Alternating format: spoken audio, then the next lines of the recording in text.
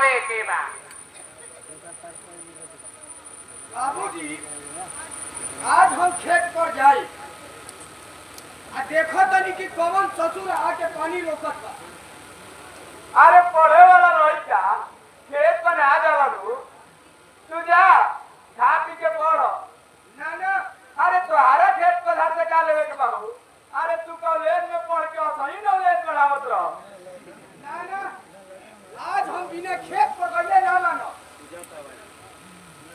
अरे लइका हो अरे जेकरा जवन काम ना रहला ओकरा फालतू में काम करे में बड़ा मन लागेला। ए राकेश अरे तोर परीक्षा चलत बन रे सब तैयारी हो गई। आज अंग्रेजी का परीक्षा बा चोरी खातिर कुंजिका हलही बा कपड़ा सब कइये ले बानी सब चीज पॉकेट हो गई बा। अरे आजकल के पढ़ाई लिखाई ऐसने हो गई बा। आज के शिक्षा मजाक बन गई बा। अरे यही से और बेरोजगारी बढ़ जाता। आजा रखे बेटा तू जा के तैयारी कर। चलो भैया